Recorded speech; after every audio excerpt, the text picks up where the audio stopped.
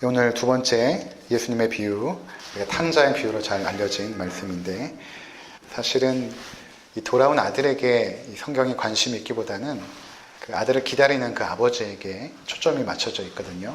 우리가 돌아온 탕자, 그래서 돌탕 이렇게 주로 알려지기도 하였는데, 우리가 이 말씀 굉장히 깊은 의미가 있습니다. 그냥 단순히 하나님을 떠났다가 회개하여 돌아온 그런 어떤 죄인들의 모습뿐만 아니라 이 가운데 굉장히 깊으신 하나님의 그 성품, 또 존귀하심, 또 그들의 자녀를 하나님의 존귀한 그 인격적인 존재로 창조하신 그 모든 것들이 함축하여서 담겨져 있기 때문에 우리가 이 말씀을 통해서 하나님이 주시는 은혜들을 함께 나눴으면 좋겠습니다. 지금 먼저 이 본문을 이해하기 위해서는 예수님께서 이 비유의 말씀을 어떤 배경에서 하셨는가 먼저 볼 필요가 있습니다. 15장 1절, 2절 함께 보도록 하겠습니다. 모든 세리와 죄인들이 말씀을 들으러 가까이 나오니 바리새인과 서기관들이 수군거려 이르되 이 사람이 죄인을 영접하고 음식을 같이 먹는다 하더라. 예수님께서 이제 그 당시에 그 세리라고 하면 그 죄인의 대명사죠. 로마의 그 압제 가운데 유대인들이 있었기 때문에 그 가운데 세리가 되면 그 유대인들의 돈을 착복을 합니다. 정당하게 세금을 매기는 것이 아니라 지나치게 세금을 부과하여서 그 돈을 착복하여 로마 정부에 바치고 그들은 로마의 보호 아래서 그렇게 호의호식하면서 살았던 것이죠. 그 세리들이 그 당시에 유대인들이 아주 가증하게 여기는 죄인의 한 부류였습니다.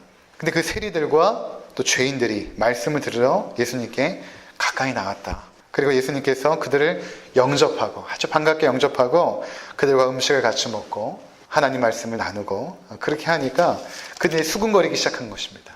어떻게 예수가 그 당시에 랍비라고 유대인들은 했으니까 하나님의 아들이라고도 하고 랍비라고도 하는 저 사람이 어떻게 죄인들과 함께 어울려서 그렇게 음식을 먹고 또 하나님의 말씀을 나누고 도대체 어떻게 저럴 수가 있는가. 그렇게 수군거리기 시작하자 예수님께서 이제 3절에 보면 예수께서 그들에게 비유로 이르시되 이렇게 말하고 있죠. 비유를 이제 하십니다. 15장에는 세 가지의 비유가 나오는데 첫 번째로는 양 100마리 중에 한 마리를 잃어버리죠. 그래서 그 잃어버린 한 마리 양을 찾는 비유가 첫 번째로 등장을 합니다. 4절부터 7절까지. 그 다음 8절부터 10절까지는 10개의 드라크마가 있었는데 이제 한 개를 잃어버리게 된 것이죠. 그래서 이 여인이 그 드라크마를 찾기 위해서 등불을 켜고 그렇게 찾는 그런 모습을 보여주고 있습니다. 그리고 마지막 세 번째 비유가 바로 잃어버린 아들에 대한 그 비유가 되는 것이죠. 그래서 첫 번째, 두 번째, 세 번째 다 잃어버린 것에 대한 비유입니다. 잃어버린 것에 대한 비유. 근데 여러분 잘 보시면 예수님께서 3절에 그들에게 비유로 이르시되 이렇게 말씀하셨잖아요. 세 가지의 비유란 말이에요. 근데 이 비유라는 단어를 원문을 찾아보면 복수로 되어 있는 것이 아니라 단수로 되어 있습니다. 그러니까 예수님께서 이 세 가지의 비유가 비유들이 아니라 하나의 비유라는 것입니다. 하나의 비유. 그러니까 예수님께서 어떠한 한 가지의 중요한 사실을 가르쳐 주기 위해서 세 가지의 각기 다른 그런 비유를 통하여 마치 하나의 프리즘을 통하여서 어떠한 것을 비추듯이 이 세 가지의 다면적이고 다각적인 측면으로 하나의 것을 지금 말씀하고 있습니다. 더 재밌는 것은 첫 번째 비유는 100마리였죠. 100이라는 숫자에서 하나를 찾습니다. 그리고 그 대상도 동물이었습니다. 양이라는 동물. 두 번째는 10가지 중에 하나를 찾죠. 첫 번째는 100가지 중에 하나, 두 번째는 10가지 중에 하나. 두 번째는 그 당시 아주 귀하게 여겼던 드라크마. 특별히 여인들이 결혼 혼수품으로 준비했던 드라크마가 그렇게 귀한 것이 아니라 10개가 함께 모아져야 가치가 있었습니다. 혼수품으로. 그래서 그 한 개만 잃어버려도 이 9개의 가치가 없어지는 것이거든요. 그래서 그 나머지 한 개를 찾기 위한 두 번째 비유. 세 번째는 둘 중에 하나죠. 두 아들이 있었는데 한 아들을 찾습니다. 100개 중에 하나, 10개 중에 하나, 2개 중에 하나. 이것을 문법적인 용어로 하면 정각법, 점층법 이렇게 말할 수 있을 것입니다. 점점 더 뭔가를 좁혀나가면서 하나님께서 말씀하고자 하시는 진리의 말씀을 우리 가운데 세 가지로 다면적으로 지금 말씀하고 있다는 것입니다. 자, 이 세 번째 비유에서 우리가 잘 아는 것처럼 어떤 아버지에게 두 아들이 있습니다. 근데 아버지는 상당히 거부해요. 어떻게 알 수 있냐면 나중에 그 둘째 아들, 잃어버린 아들이 돌아올 때에 우리 아버지 집에는 종들도 먹을 것이 풍족하다. 이렇게 말하는 것을 보면 이 아버지가 굉장히 부유한 아버지입니다. 그리고 이 돌아온 아들에게 가락지를 끼우고 사람들을 모아서 잔치를 하는 것을 보면 굉장히 부유한 아버지죠. 근데 그 아버지에게 두 아들이 있었습니다. 그런데 어느 날 두 번째 아들이 찾아와서 아버지, 내게 돌아올 분깃을 내게 주십시오. 이거 유산을 달라는 말이거든요. 아버지가 이제 나에게 남겨준 유산이 있지 않습니까? 그것을 나에게 주십시오. 그 당시 문화적으로 보면 유산이라는 것은 당연히 죽은 다음에 나눠주게 되어 있습니다. 특별히 유산법이 어떻게 되어 있었냐면 형제가 둘이 있으면 첫째 아들에게 유산의 절반이 아니라 동생이 받는 것의 2배를 받게 되어 있습니다. 2배를 받고 그리고 나머지를 동생에게 주는, 그리고 유산이 분배가 되어도 그 처분권은 죽고 난 이후에 처분을 하게 되어 있거든요. 그러니까 유산을 받는 것뿐만 아니라 그 유산을 어떻게 처분할 것인가에 대한 그 처분권도 죽고 난 이후에 진행이 되어야 되는데, 지금 이 둘째 아들이 뭐라고 말하고 있냐 하면 아버지, 나에게 돌아올 그 유산을 나에게 주십시오. 그 당시로는 굉장히 폐역한 페루나입니다. 이것은 그 당시 유대 문화에서 이 정도의 페루나면 돌에 맞아서 죽어야 될 정도로, 신명기 21장에 보면 이 정도의 그 악한 자들, 부모에게 악하게 하는 자들은 돌로 쳐 죽이라. 그래서 너희 중에 죄악을 근절하라. 이런 명령이 있습니다. 따라서 그 당시로서는 정말 있을 수가 없는 아주 폐역한 아들인 것이죠. 아버지가 아직 두 눈을 뜨고 멀쩡히 살아있는데 유산을 달라는 것은 내가 아버지를 더 이상 살아있는 아버지로 여기지 않고 죽은 아버지로 여길 테니까 아버지, 나에게 유산을 주십시오 라고 요청하고 그 유산을 가지고 나가버린 것입니다. 자, 그리고 유산 가운데 돈도 있었겠지만 물건도 있었겠죠. 그래서 그것들을 다 처분을 합니다. 다 처분을 해가지고 돈으로 바꿔가지고 먼 나라로 가버립니다. 아버지가 자신을 찾지 못하는 아주 먼 나라에 가서 허랑방탕하여 그 재산을 낭비하기 시작합니다. 자기가 가지고 있는 그 전 재산을 허랑방탕하게 이제 쓰고 있는 것이죠. 쾌락을 누리고 자기가 하고 싶은 것들, 즐기고 싶은 것들을 마음껏 누린 것입니다. 14절에 보니까 이제는 다 쓴 거예요. 자기가 가지고 있는 그 자원들을 다 쓰고 그 나라에 크게 흉년이 들어서 그가 비로소 궁핍해지게 된 것입니다. 더 이상 돈도 없고 먹을 것도 없고. 그래서 그가 어떻게 됐냐면 15절에 보니까 들로 보내어 돼지를 치게 하였는데, 그가 취업을 한 것이 아무도 그를 써주지 않으니까 그가 돼지 치는 그런 일을 하게 된 것입니다. 돼지를 치게 되었는데, 그 당시 유대 사회에서 유대인들은 돼지를 굉장히 혐오했습니다. 아주 혐오하는 짐승 중에 하나. 그래서 돼지를 친다라는 것은 돼지보다 못한 인생을 의미하거든요. 그 돼지가 먹는 쥐염 열매로 배를 채우고 아주 비참한 신세로 전락해 버린 것이죠. 그리고 나서 그가 자신의 모습을 돌이켜보고 우리 아버지 앞에 있을 때, 아버지 곁에 있을 때 참 너무 풍족하고 좋았는데, 그때를 떠올리고 그가 이제 돌아갑니다. 그때 아버지가 그를 기다리고 그를 맞아들이고 그에게 반지를 끼우고 잔치를 베풀고 하는 그런 내용 우리가 잘 알고 있습니다. 너무나 잘 알고 있는 내용이죠. 그래서 굳이 무슨 설명이 필요할까 생각이 들지만 사실은 굉장히 깊은 의미가 이 가운데 담겨져 있습니다. 첫 번째로 예수님께서 이 비유를 통해서 하나님과 우리의 관계를 아버지와 아들로 비교한 것은 그 당시로서는 굉장히 파격적인, 굉장히 충격적인 그런 일이었습니다. 하나님과 우리 사이를 아버지와 아들의 관계로 설명하고 있다는 것입니다. 당연히 아버지는 모든 것에 풍족하죠. 자, 이 이야기는 지금 아담이 아버지 하나님을 떠나 죄악 가운데 거하였던 모습을 비유로 보여주고 있는 것입니다. 그 아담 안에 우리가 포함되거든요. 아담이 하나님을 예배하고 경배하고 순종하는 삶에서 벗어나 자기의 노력과 의지로 살려고 결단하여 자기 독립을 주장하고 하나님 품을 떠나버리죠. 탕자와 똑같은 것입니다. 이제 하나님으로부터 받을 그 모든 자원을 받아가지고 이제 하나님의 주권과 섭리가 없는 곳으로 떠나길 원했던 것입니다. 그래서 그곳에서 자기 마음대로 살기 시작하죠. 하지만 문제가 무엇입니까? 그 자원은 제한되어 있다는 것입니다. 하나님의 품을 떠나서 우리가 편하게 살고 내 마음대로 살고 정말 행복하게 살아보고자 하는 모든 시도들은 결국에는 실패할 수밖에 없음을 보여주는 것이죠. 우리가 가진 자원은 결국에는 소진되어지게 되어 있습니다. 그리고 그 자원이 순식간에 소진될 수도 있다는 것입니다. 안정되어 있지 않죠.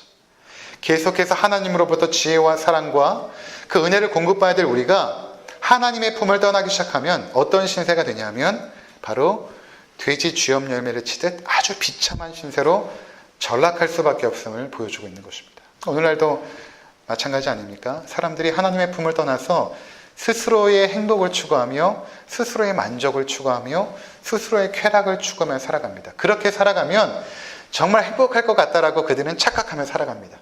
근데 그렇게 살아가는 결과가 무엇인가? 바로 비참한 신세. 돼지 쥐염 열매로 배를 채워야 되는 비참한 신세임을 보여주고 있는 것이죠. 우리도 이전에 그렇게 살았던 것입니다. 우리도 하나님의 품을 떠나서 하나님 없이 내 스스로 나의 삶의 만족과 그리고 나의 삶의 행복을 얻을 수 있을 거라고 그렇게 살아갔던 우리들입니다. 그렇다면 우리가 어떻게 하나님께로 돌아왔는가? 여기 17절을 한번 보시면 이에 스스로 돌이켜 이렇게 말하죠. 그가 돼지 쥐염 열매로 배를 채우다가 스스로 돌이켜 이렇게 말합니다. 우리나라 성경에는 스스로 돌이켜 이렇게 되어 있지만 원문에 보면 이게 어떤 의미냐면 자기가 자신의 모습을 보았다 이런 의미입니다. 그러니까 그가 거울을 통하여 자신의 모습을 본 것이죠. 자기 스스로 내가 얼마만큼 비참한 신세인가를 깨닫게 되었다라는 의미가 있어요. 내가 얼마만큼 비참한 신세로 전락하였는가를 스스로 깨닫게 되었다라는 단어가 지금 이 스스로 돌이켜라는 표현입니다. 깨달은 것입니다. 내가 하나님의 품을 떠나서 행복하게 살 수 있을 것 같았는데 자신의 삶의 모습을 보니까 너무나 비참하고 너무나 초라하고 아무런 소망이 없는 그 자신의 모습을 스스로 깨닫게 된 것이죠. 그리고 돌아갑니다.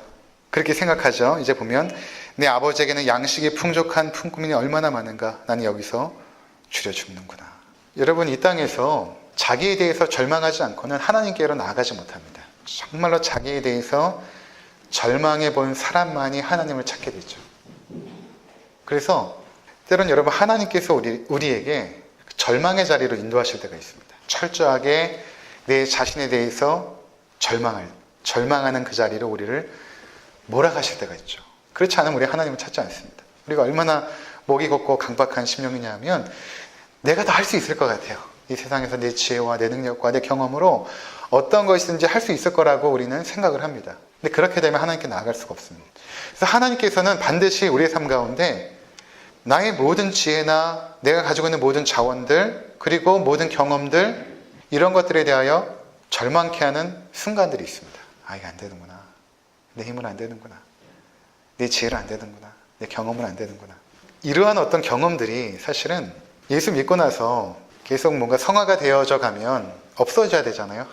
그래, 나도 이제 예수님 믿어서 하나님 자녀가 되었으니 조금 더 거룩한 삶을 살아가고 있고 하나님 보시기에 좀 더 기특한 삶을 살고 있어. 예배도 잘 드리고 헌금도 하고 기도 생활도 하고 내가 점점 주님 앞에 다가가고 있어. 이렇게 될 것 같은데 사실은 예수 믿고 나서 이 절망은 계속됩니다. 사실은 그것이 성화의 과정입니다. 사도 바울도 나는 날마다 죽노라 고백하지 않습니까? 이 절망은 하나님 앞에 가까이 가면 가까이 갈수록 예수 그리스도와 동행하면서 하나님의 빛 가운데 더 앞으로 갈수록 자기에 대하여 더 절망하게 됩니다. 이게 내가 안 되는구나. 정말 나는 안 되는구나. 이걸 더 깊이 깨닫게 됩니다. 그 전에는 우리가 처음 구원받고 하나님의 자녀가 되었을 때는 우리의 마음의 상태가 이 딱딱한 이 돌짝밭에서 조금 옥토가 된 것입니다. 조금 옥토가 된 것이죠. 그 당시에는 하나님의 기쁨과 하나님이 주시는 그 은혜가 너무 풍족하여서 이제는 뭔가 잘할 수 있을 것 같아요. 남들보다 더 착하게 살고 하나님 보시기에 정말 하나님을 기쁘시게 하고 영광 돌리는 삶을 살 것 같은데 그것이 아니라 점점 더 하나님께서 나의 마음을 깨끗하게 하다 보니까 내가 깨닫는 것은 무엇인가 하면 나의 모습을 정확하게 보기 시작합니다. 그러면서 나는 안 되는구나. 난 정말 안 되는 사람이구나. 그리고 이전에는 그렇게 내가 했던 그 죄악들이 그렇게 심각하고 하나님의 마음을 아프게 했던 죄악인지 몰랐는데 점점 더 하나님께서 나의 마음을 기경하다 보면 내가 얼마만큼 하나님의 마음을 아프게 했고 내가 얼마만큼 무가치한 존재였고 내가 얼마만큼 절망적인 존재인지를 더 깊이 깨닫게 되는 것입니다. 그래서 예수님께서는 산상수훈에서 이렇게 말씀하시죠. 마음이 청결한 자는 하나님을 볼 것이고 애통하는 자는 위로를 얻을 것이다. 왜 애통을 할까요? 애통하는 자가 복이 있다라고 말하는데 왜 애통하는 자가 복이 있을까? 여러분 왜 애통을 하겠습니까? 하나님의 자녀들이 왜 애통을 하겠습니까? 그것은 바로 세상의 죄야 나의 죄를 바라보면서 애통을 하는 것입니다. 내가 이렇게 하나님 앞에서 절망적인 존재구나. 내가 정말 하나님 앞에 가치가 없구나. 나의 마음을 하나님께서 청결하게 하시면서 우리가 애통하는 마음이 더 심해지는 것이죠. 하나님 정말 나는 안 되는군요. 난 안 되는군요. 그 절망. 지금 두 번째 아들이 그 절망을 경험한 것입니다. 하나님께서 주신 그 자원을 가지고 내가 뭔가 살아보면 될 것 같은 것입니다. 근데 절망. 내 힘으로 뭔가 할 수 있을 것 같았는데 안 되는 것이죠. 그래서 아들이 아버지를 생각하죠. 그러니까 절망하지 않는 자들은 하나님을 기억하지 않습니다. 정말 자신에 대해서 철저히 무너져 본 사람이 하나님을 찾죠. 그 하나님 앞에 나아갑니다. 아들이 아버지에게 가죠. 18절에 그가 준비합니다. 내 아버지한테 가서 이렇게 내가 얘기해야지. 뭐라고 얘기할까? 18절, 19절 우리 함께 읽도록 하겠습니다. 내가 일어나 아버지께 가서 이르기를 아버지 내가 하늘과 아버지께 죄를 지었사오니 지금부터는 아버지의 아들이라 일컬음을 감당하지 못하겠나이다. 나를 품꾼의 하나로 보소서 하리라 하고 돌이키는 것이죠. 내가 아버지 앞에 죄를 지었습니다. 깨닫게 된 것입니다. 그리고 나는 아버지의 아들이 아닙니다. 그냥 아버지 그냥 종처럼 나를 써주십시오. 그러니까 이 아들은 무엇을 깨달았냐면 그냥 아버지와 함께 있는 것이 가장 축복된 삶임을 깨닫게 된 것입니다. 그러니까 아버지가 자신의 아들로 안 받아줘도 괜찮은 거예요. 안 받아줘도 예전처럼 자신의 그 신분이 아들로서의 신분이 아니어도 괜찮은 것입니다. 그가 철저하게 깨달은 것은 무엇인가 하면 아버지와 함께 있는 것이 그것이 행복이구나. 더 이상 바랄 게 없다. 내가 아버지의 종이 되어도 괜찮다. 아버지와 함께만 있으면 좋다. 라고 깨닫게 된 것입니다. 아버지에게 가서 아버지 나는 다른 거 필요 없습니다. 그냥 아버지와 함께 있게만 해주십시오. 그렇게 내가 간청해야지. 그리고 돌아갑니다. 20절에 보니까 이 일어나서 아버지께로 돌아가니라. 아직도 거리가 먼데 아버지가 그를 보고 치근여겨 달려가 목을 안고 입을 낮추니. 그러니까 이제 아버지께로 가는데 아버지가 문 앞에 서성거리고 있다가 아들이 본 것입니다. 보니까 상거가 먼데 멀찍이서 점처럼 보였던 아들이 조금씩 다가오는데 그 모습이 자기 아들인 것입니다. 그러니까 그 아버지가 달려갑니다. 그 당시 유대 문화에서 어른이 달려가는 것은 굉장히 부적절한 행동이었거든요. 더군다나 이 사람은 그 동네에서 가장 부유한 사람이었을 것입니다. 우리나라도 옛날에 조선시대 때 양반들이 뛰면 안 되잖아요. 그런 문화가 이들에게도 있습니다. 근데 아버지가 그런 거 상관하지 않고 맨발로 달려가서 그를 목을 안고 입을 맞추고 그를 데리고 옵니다. 왜 아버지가 그를 달려가 맞이했을까? 어떤 기쁨도 있었겠지만 사실은 그 당시의 문화에 있어서 이런 페르나들은 동네로 들어올 때 동네 사람들이 돌을 들고 와서 쳐 죽여야 됩니다. 그러니까 예수님께서 지금 이 비유를 하실 때 당연히 유대인들이 이 비유를 들으면서 어떻게 생각하냐면 저 둘째 아들 같은 놈은 반드시 죽여야 되는 놈이다. 어떻게 아버지에게 저렇게 페르나를 저지를 수 있는가? 그렇게 굉장히 분개했을 것입니다. 근데 갑자기 예수님께서 뭐라고 말씀하시면 그 아들이 돌아오는데 아버지가 달려가 그의 목을 얼싸안았다. 무슨 말입니까? 아버지가 행여나 아들이 조금이라도 동네 사람들에게 다칠까 봐. 동네 사람들의 조롱이나 동네 사람이 던지는 돌에 맞을까 봐 끌어안고 아들을 보호하는 것입니다. 아버지가 보호했으니 그 누가 돌을 던질 수 있겠습니까? 목을 끌어안고 그를 데리고 옵니다. 그 당시에 보통 결혼 적령기가 18세에서 20세였거든요. 그러니까 이 그 둘째 아들이 나이가 아무리 많아서 17살밖에 안 된 것입니다. 17살짜리가 이 정도의 행동을 했으면 당연히 그 동네에서 페르나로 낙인 찍히고 손가락질을 당했겠죠. 근데 아버지가 그것을 그렇게 하지 못하도록 보호하고 그를 데리고 온 것입니다. 21절에 보니까 아들이 이르되 아버지 내가 하늘과 아버지께 죄를 지었사오니 그가 그동안 준비했던 말을 하는 것이죠. 지금부터는 아버지 아들이라 일컬음을 감당하지 못하겠나이다 하나. 그가 아버지 앞에 그렇게 말합니다. 그랬더니 아버지가 이렇게 행동을 하죠. 22절 아버지는 종들에게 이르되 제일 좋은 옷을 내어다가 입히고 손에 가락지를 끼우고 발에 신을 신기라. 그리고 살찐 송아지를 끌어다가 잡으라 우리가 먹고 즐기자. 이 내 아들은 죽었다가 다시 살아났으며 내가 잃었다가 다시 얻었노라 하니 그들이 즐거워하더라. 아버지는 그 아들이 집에서 나가는 순간부터 기다린 것이죠. 그냥 우연찮게 아들을 본 것이 아니라 그 아들이 나가는 순간부터 기다린 것입니다. 그리고 그 아들이 돌아온 순간에 그를 데리고 와서 잔치를 하죠. 아들의 신분을 회복시킵니다. 손에 가락지를 끼웠다는 것은 아들의 신분을 회복시키고 다 사람들을 모아서 잔치를 합니다. 그리고 이렇게 말하죠. 24절 내 아들은 죽었다가 다시 살아났다. 무슨 말입니까? 하나님을 떠난 인생은 죽은 인생이라는 것이죠. 하나님을 떠난 아담적 인생. 하나님의 그 자원을 떠나서 너희가 가진 자원으로 살아가는 그 모든 인생들은 결국 죽음의 인생들이다. 그래서 이 아들은 잃어버렸다가 집 나갔다가 돌아왔다가 아니라 집을 나갔다가 돌아왔다가 아니라 죽었다가 살아났다라고 얘기하는 것입니다. 이 말을 또 하죠. 32절에 보면 32절 우리 함께 읽도록 하겠습니다. 이 내 동생은 죽었다가 살아났으며 내가 잃었다가 얻었기로 우리가 즐거워하고 기뻐하는 것이 마땅하다 하니라. 죽었다가 살아난 아들이다. 우리가 그런 존재라는 것입니다. 하나님을 떠나서 죽어있던 존재. 여기서 우리가 하나님의 성품 하나를 보게 되는데 그것은 어떤 것이냐면 그분의 자녀들의 선택과 결정과 행동을 막지 않으신다는 것입니다. 여튼 제가 전에도 몇 번 설명을 드렸지만 하나님께서 그분의 자녀들을 굉장히 존귀하게 여기시죠. 그래서 그들에게 자유의지를 주십니다. 그들이 스스로 판단하고 선택하고 결정할 수 있도록 그렇게 하시죠. 하나님께서. 이 아버지가 굉장히 부도 있었고 종들도 많았던 걸 보면 그 젊은 아들이 집을 나갈 때 재산도 주지 말고 때려서라도 못 나가게 할 수 있지 않았겠습니까? 당연히 그렇게 할 수 있습니다.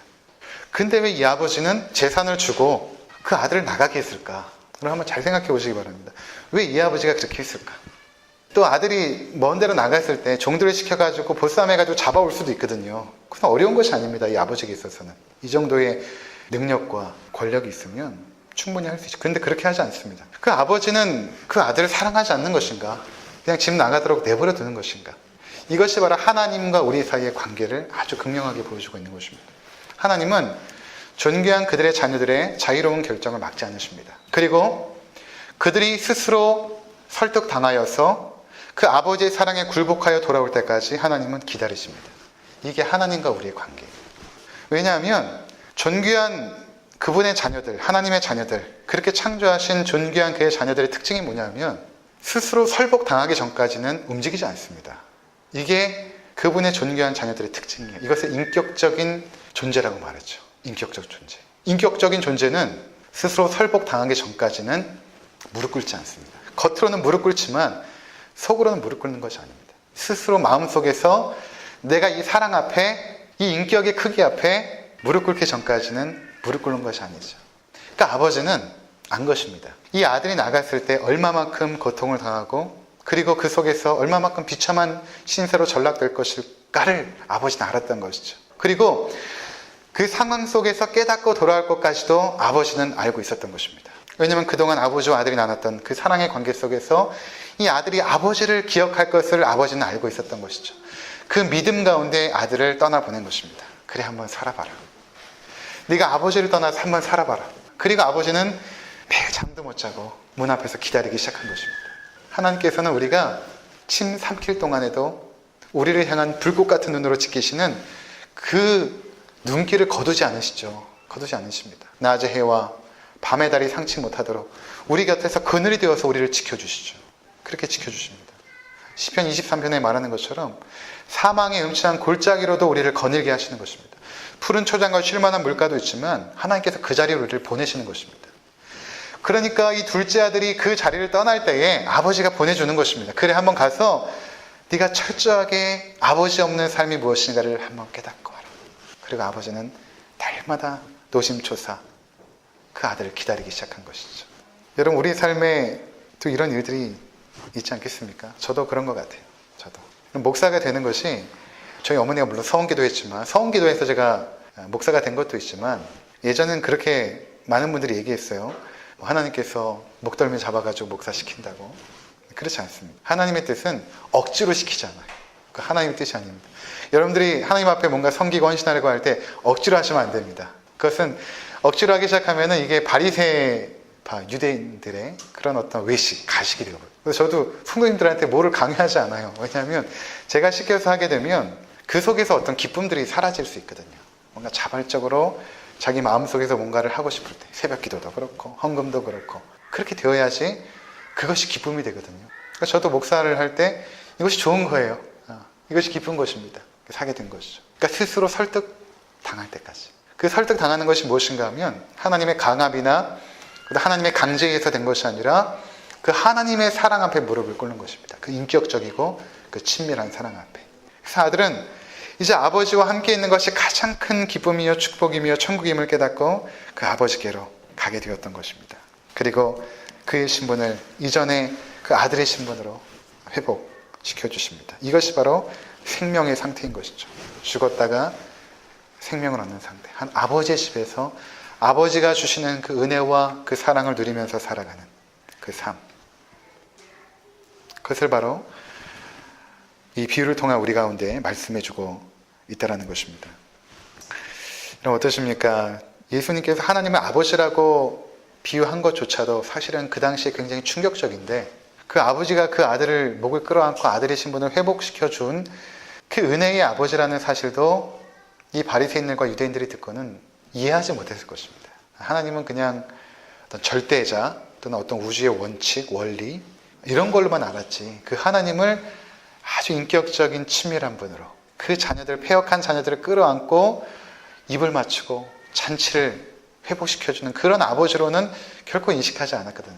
이 비유를 하면서 예수님께서 그들에게 말씀하시는 것입니다. 내가 바로 그 사랑을 가지고 너에게 온 하나님이다. 그리고 그 사랑을 나는 십자가를 통해 이룰 것이고 너희를 구원해낼 것이다.